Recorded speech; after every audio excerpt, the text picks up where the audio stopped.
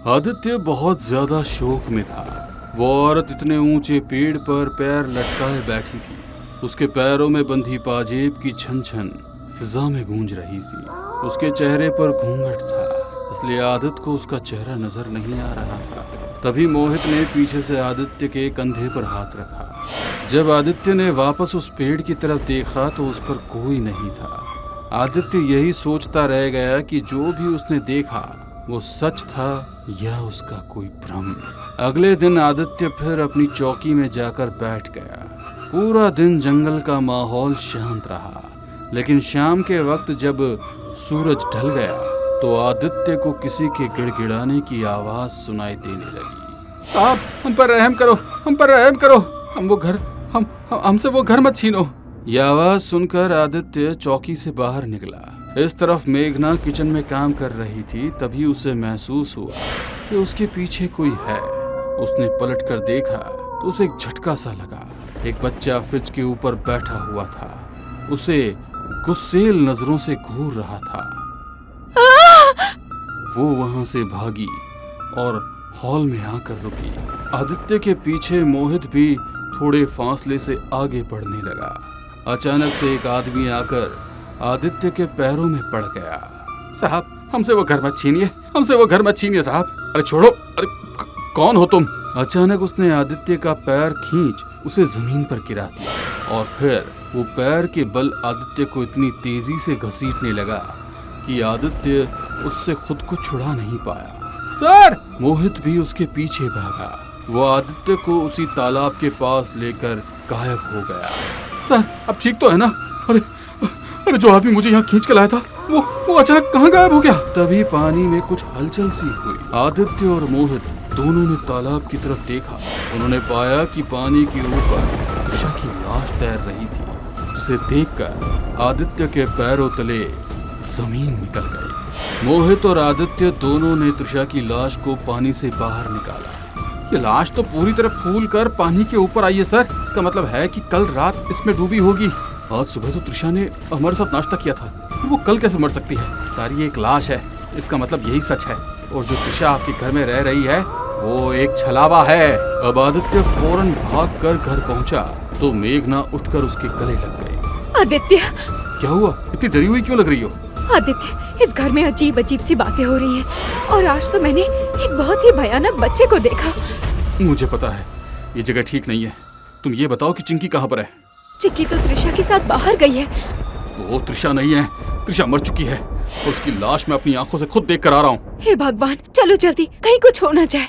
अब ये दोनों एक साथ चिंकी को ढूंढने निकल पड़े। चिक्की सुनो, आओ हम दोनों इस पेड़ पर चढ़ते हैं। बुआ, आप ये क्या कह रही हो?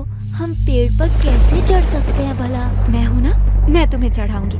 त्रिशा ने चिंकी को गोद में उठाया और बड़ी आराम से पेड़ के ऊपर चढ़ गई। बुआ, मुझे डर लग रहा है। ये पेड़ कितना ऊंचा है, अगर हम गिर गए तो बच नहीं पाएंगे। तभी आदित्य और मेघना वहां पहुंच गए और अपनी बेटी को खतरे में देखकर उनका दिल दहल गया। चिंकी बेटा! त्रिशा ने चिंकी को पेड़ से नीचे फेंक दिया, लेकिन उसके जमीन पर गिरने के पहले ही आदित्य ने उसे कैच कर लिया। त्रिशा एक चील बनकर फिजा में उड़ गई और अगले ही पल पेड़ की एक लंबी जटा मेघना के पैर से लिपट गई। आदित्य! मेघना! अचानक उस जटा ने मेघना को खींच लिया और वो उनकी नजरों से ओझल हो गई। पापा, मम्मी कहाँ चली गई? आप उन्हें ढूंढिए ना। तभी इन सभी को एक आवाज सुनाई देती है। मम्मी, मम्मी, आप फिक्र मत कीजिए, ये घर हमारा है और हमारा ही रहेगा। ये आवाज तो घर के अंदर से आ रही है।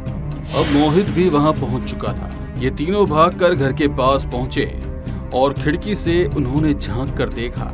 अंकुश एक औरत के पास बैठा था। इस औरत ने वैसी ही साड़ी पहनी थी जैसी आदित्य ने उस पेड़ पर बैठी हुई औरत को पहने देखा था। और वो आदमी जिसने आदित्य की टांग खींची थी वो भी उसके पास ही बैठा था। बेटा, वो पुलिस वाला बहुत धूत है और वो हमारे इस घर को भी हड़पना चाहता है। हम लोग कमजोर हैं, हम उसका सामना नहीं कर पाएंगे। मैं उसके सामने बहुत रोया, गिड़गिड़ाया, लेकिन उसने मेरी बात नहीं मानी। तो फिर क्या पापा, हम लोगों को ये घर छोड़ना पड़ेगा? पता नहीं बेटा। इतना कहते ही वो तीनों हवा में गायब हो गए। सर, अब हम आगे क्या करेंगे? मुझे अब कुछ समझ आ रहा है। ये तीनों आत्माएं हमें कुछ बताना चाहती थी, इसीलिए इन्होंने हमें ये दृश्य दिखाया। आदित्य ने उसी वक्त कमिश्नर साहब को कॉल लगाया और उसने उन्हें एक बात बताई। सर, एक आदमी अपनी बीवी और बच्चे के साथ रोज यहाँ आता है और वो कहता है कि ये उनका घर है। बहुत रोते हैं, बिलखते हैं। मुझे कुछ समझ नहीं आ रहा है कि वो ऐसा क्यों करते हैं। तुम फिक्र मत करो, कल सुबह मैं उस बिल्डर को वहाँ भेज दूंगा जिसने वो घर बनाया था। फिर तुम उस फैमिली का सामना उससे करवा देना। ओके सर, जय हिंद। अगली सुबह कमिश्नर साहब ने ओबेरॉय बिल्डर्स के मालिक जतिन ओबेरॉय और उसके मैनेजर रजनीश को पुलिस स्टेशन बुलाया। सर, ये सच नहीं हो सकता। उस घर को तो हमने खुद बनाया था, तो कोई कैसे कह सकता है कि ये घर पहले उनका था? तुम लोग अभी उनसे जाकर बात करो। अगर मुझे लगा तुमने कोई झोल किया है तो देखना तुम्हारा क्या हाल होता है। इन दोनों के चेहरे पर डर तो साफ नजर आ रहा था, लेकिन कमिश्नर साहब के ऑर्डर की वजह से ये वहाँ के लिए निकल गए और सूरज ढलने पर वहाँ पहुँच गए। जी आदित्य सर, बताइए कहाँ है वो लोग जो कह रहे हैं कि ये घर उनका है? मुझे तो लगता है कि अब वो फैमिली ना कोई फ्रॉड होगी। तभी घर के दरवाजे पर किसी ने जोर से दस्तक दी। तेज हवा चली और धड़ाम से दरवाजा खुल गया। सामने उनको वही परिवार खड़ा नजर आया। इन तीनों की आंखों से इस समय आंसू बह रहे थे और ये हाथ जोड़े हुए खड़े थे। साहब, हमारे इस घर को हमसे मत छीनिए। ये जिंदा कैसा हो सकता है? ये तो मर गए थे ना। तभी एक भारी पेड़ की जगह अंदर आई और रजनीश की कमर में लिपट गई। सर, मुझे बचाइए सर! ये लोग कुछ करते इससे पहले ही उस जटा ने रजनीश को बाहर खींच लिया और बाहर जाते ही उन तीनों ने भयानक रूप ले लिया। उस आदमी ने रजनीश की गर्दन पकड़कर पीछे घुमा दी और उसकी पत्नी ने रजनीश का पेट फाड़ डाला। ये खौफनाक मंजर देख इन सभी की आंखें फटी की फटी रह गई और फटाक से दरवाजा बंद हो गया। मैं यहाँ का फॉरेस्ट ऑफिसर हूँ और तुम इस समय एक मुजरिम हो। जो कुछ भी तुमको इन लोगों के बारे में पता है साफ साफ बता दो, वरना मैं अभी कमिश्नर साहब को कॉल करके सच बता देता हूँ। ये सुनकर जतिन धड़ाम से सोफे पर बैठ गया और उसने अपना मुंह खोला। 10 साल पहले कमिश्नर साहब ने मुझे यहाँ एक घर बनाने का कॉन्ट्रैक्ट दिया था। मैंने उनसे कहा था कि इस जंगल में मेरा प्लॉट है, लेकिन ऐसा कुछ नहीं था। लेकिन जब कमिश्नर साहब ने मुझे जमीन खरीदने के लिए पैसे दिए और सरकार द्वारा घर बनाने के लिए कॉन्ट्रैक्ट साइन करवाया, तो मैंने सोचा कि मैं यहाँ बिना जमीन खरीदे ही घर बना लेता हूँ। आखिर जंगल में आकर कौन देखता है कि कहाँ किसकी जमीन है। लेकिन जब मैं घर बनाने के लिए यहाँ जगह देख रहा था तो मेरी नजर इस घर पर पड़ी। मैंने घर के अंदर देखा तो यहाँ सुविधा की कोई कमी नहीं थी और ये परिवार यहाँ रह रहा था। तुम लोग कौन हो? क्या तुम इस घर के मालिक हो? साहब, ऐसा नहीं है, हम लोग बहुत गरीब हैं, हमारा कोई घर नहीं है, इसीलिए यहाँ रह रहे हैं। तो तुम इस घर के मालिक नहीं हो, तुमको ये घर छोड़कर जाना होगा। साहब, अगर आप इस घर के मालिक हैं तो आप हमें बस ये कमरा दे दीजिए, हम इसी में गुजारा कर लेंगे। नहीं, तुम्हें ये घर खाली करना ही पड़ेगा। मैंने रजनीश और 2 आदमियों के साथ मिलकर इन लोगों को घर से निकाल कर ताला मार दिया। ये आदमी मेरे पैरों में गिड़गिड़ाने लगा, लेकिन मैंने इन पर कोई ध्यान नहीं दिया। और अगले दिन जब हम लोग यहाँ आए तो ये तीनों ठंड के कारण मर चुके थे। मैंने फिर रजनीश के साथ मिलकर इन तीनों की लाश को घर के पीछे वाले मैदान में ले जाकर आग लगा दी। सरकार से जितना भी पैसा मिला वो मैंने हड़प लिया और इस घर को ठीक करवा कर सरकार को ये बताया कि ये घर मैंने बनाया है। ये सुनकर आदित्य को बहुत गुस्सा आया। उसने जतिन का गला पकड़ लिया और कहा, तुमने एक परिवार को खत्म कर दिया। तुम्हारी वजह से मैंने मेरी बहन को खो दिया और अब मेरी बीवी की जान खतरे में है। तभी जोर जोर से हंसने की आवाजें सभी खिड़की दरवाजों से अंदर आने लगी।